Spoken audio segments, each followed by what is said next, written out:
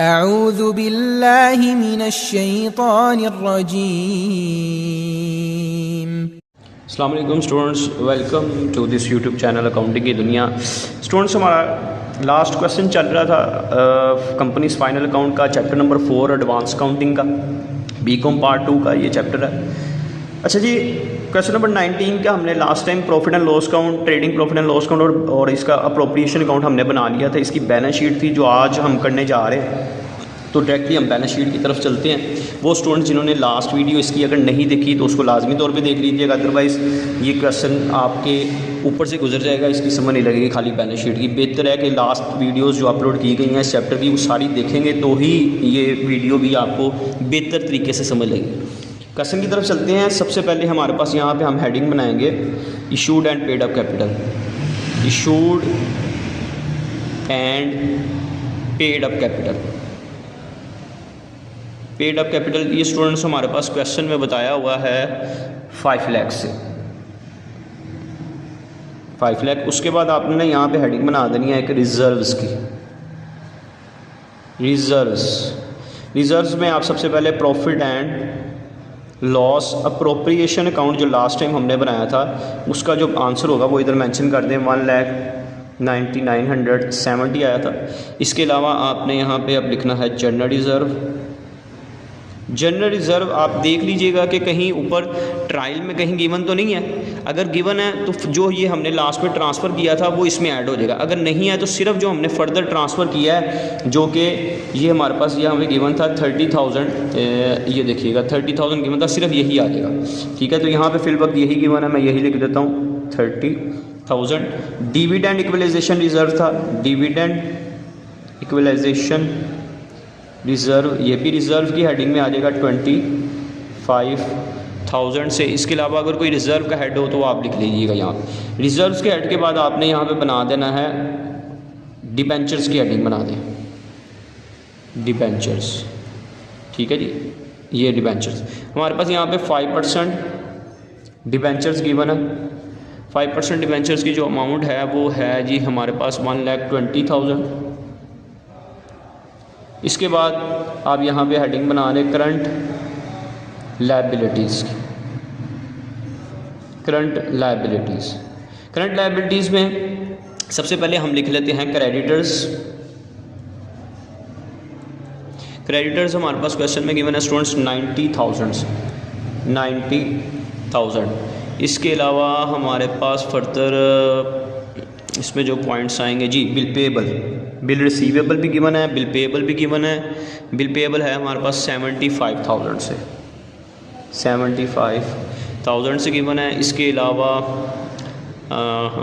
Over क्या आएगा जी, bank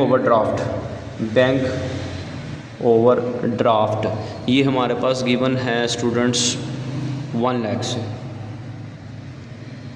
1 lakh. उसके अलावा बस जी यहाँ से यही पॉइंट थे।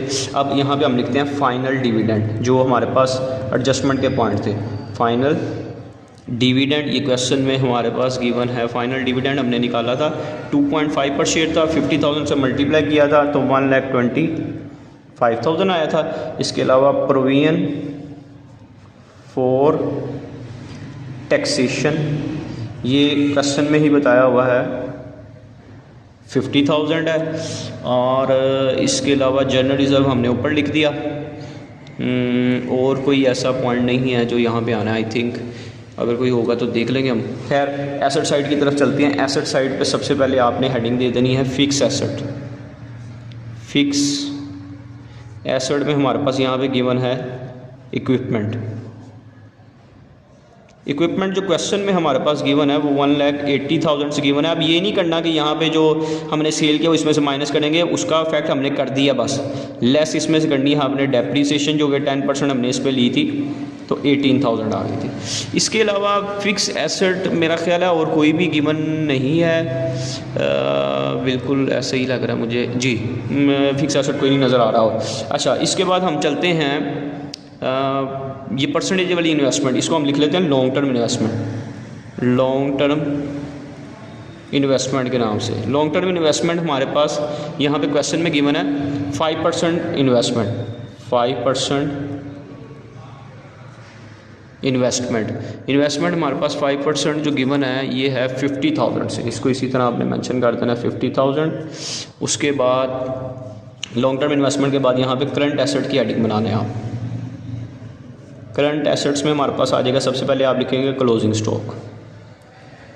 इसकी तरतीब नहीं है, क्लोजिंग स्टॉक ज़रूरी नहीं पहले लिखना, लेकिन आप कोई भी लिख सकते हैं। मैं नॉर्मली एडजस्टमेंट वाले पॉइंट पहले ज़रा माइंड में रहते हैं, अदरवाइज स्किप हो सकते हैं। इसके बाद आप लिख लीजिए हमारे पास डेटर्स गिवन है।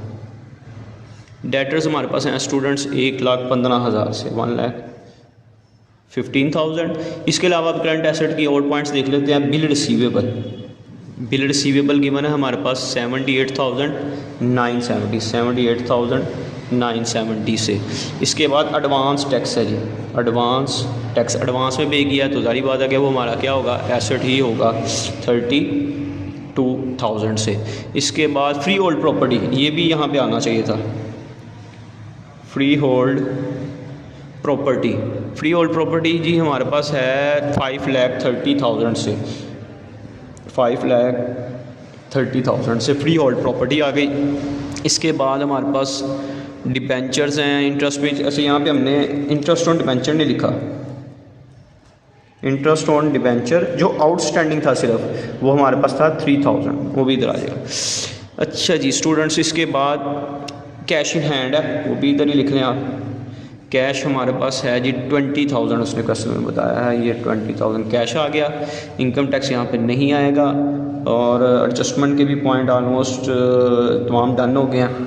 तो इसको हम यहाँ से 1,80,000 में से अगर 18,000 माइनस करें, 1,80,000 माइनस 18,000 तो ये आता है 1,62,000 plus 5,30,000 plus 50,000 plus 2,40,000 plus 1,15,000 plus 78,970 plus 32,000 plus 20,000।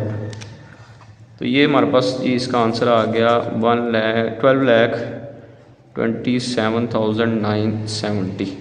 इसका आंसर भी अच्छा ऊपर लिख दिया मैंने, खैर इसको यहाँ पर लिख देते हैं 1,22,700, ठीक है जी 12,27,790, ठीक है। अब हम इसकी लायबिलिटी साइड का टोटल करते हैं। सबसे पहले हमारे पास है जी 5 लाख